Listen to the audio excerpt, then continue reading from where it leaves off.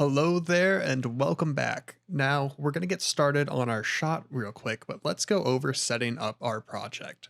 So the very first thing we're going to want to do is bring in our footage. So we'll hit R to bring in our read node, and I actually want to set up a shortcut here so we can kind of navigate to this folder more easily.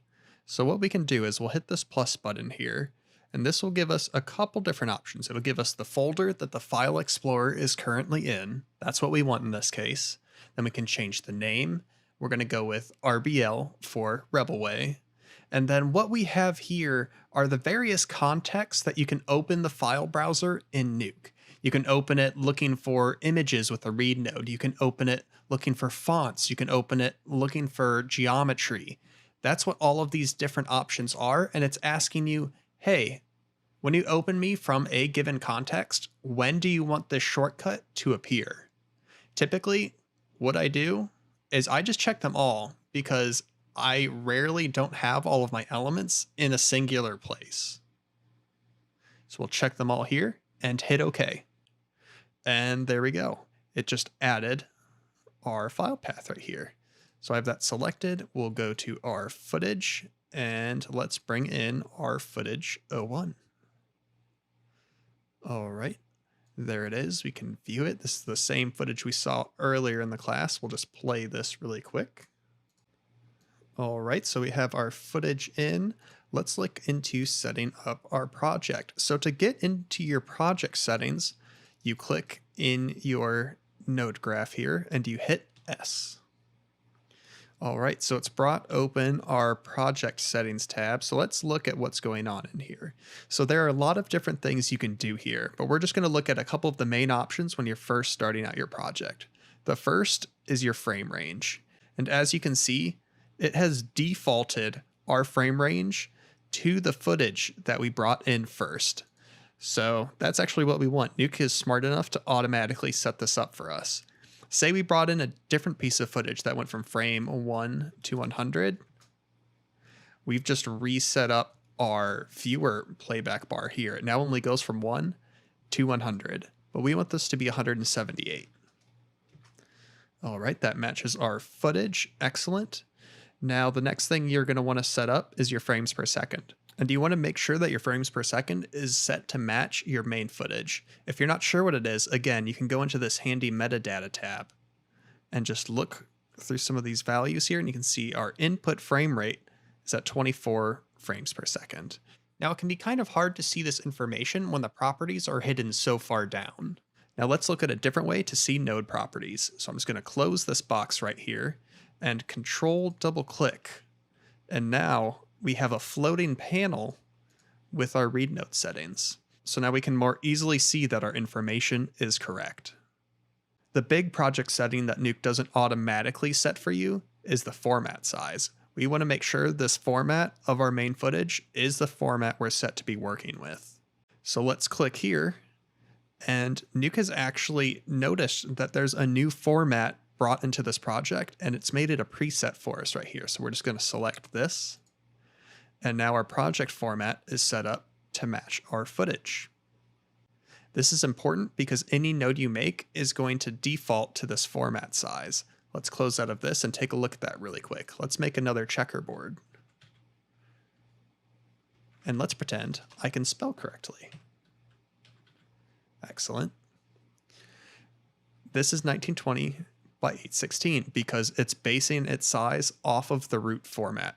That goes for all of the nodes you create. If you look at any of them, they will by default have our root format. If we were to change that, just for sake of example, let's bring our project settings back up.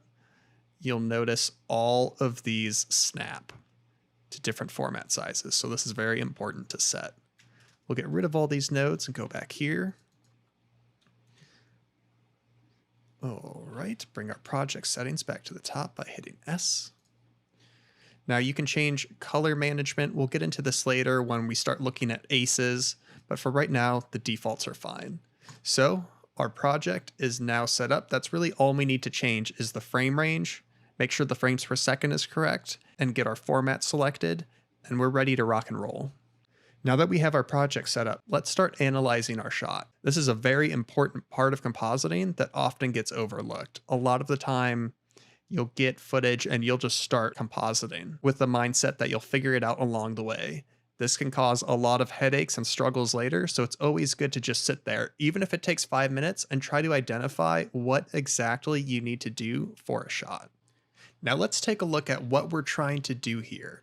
We're going to take two separate pieces of footage and stitch them together to make this final shot. We have a plate that doesn't have an actor walking through the bottom of frame, and we have a plate with that actor, but without a tilt. So let's take a look at the footage. Let's full screen our viewer by clicking in it, then hitting spacebar. Spacebar will full screen any context you're in, and we'll play it by hitting L for a shortcut. You can also play backwards by hitting J. So what exactly are we looking for here? Well, we're looking for steps we're going to have to take to complete this and potential roadblocks that we'll encounter along the way. Looking at this, immediately you can tell that we're going to have to track this in order to get our actor to stick to the bottom of the frame. Another big factor is going to be when we stitch our two plates together, where are the seams going to go? There's a lot of different places we could try to put them, but the clouds are moving. There's a slight wind blowing through the plants. We're going to have to be very careful where we place our seams. Let's bring in our second piece of footage and see what we can learn from that. All right, so we've imported our second footage element. We've noticed that the frame range and the format are the same size. That's a good start. All right, and then it looks like this is static and on a tripod. That's good, because if this was moving, we would have to stabilize it and then match our other's camera movement. But let's just double check here real quick and zoom in and make sure that there's absolutely zero movement in this plate, because a lot of the time when you're combining plates like these, you'll have a little bit of a jiggle. But it looks like in this case, this is pretty rock solid, so we can just straight up skip the stabilization step. What else are we looking for here? Well, the seams, again, you can see that as the actor is walking through, he's hitting a lot of bushes. That certainly won't match. And even regardless, if he wasn't hitting the bushes, the wind is never going to blow them exactly the same. So we'll have to keep that in mind. Another thing we can be looking for is the color the same between the plates? We're outdoors and lighting shifts. Cameramen change exposures. So let's take a look real quick and A/B between them. Well, these exposures aren't the same, so we're going to have to make sure they match. It looks like our footage 2 is a little bit more lifted than our footage 1. So now that we have our project set up, let's save our nuke script. We can go over to File, hit Save Comp, and again, we will go to our Elements folder. Let's make a new folder real quick. We'll just hit this new folder button. I'll just call this NK for nuke. So I'm going to call this RBL for Rebelway Week 1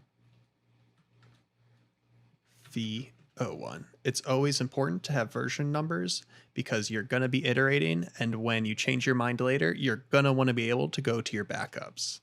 And we'll hit Enter for save. So now our nuke script has been saved in this folder. All right, now we have our project set up. We've analyzed our shot. Let's get to the next step and get compositing in the next video. Thank you for listening, and I'll catch you in the next one.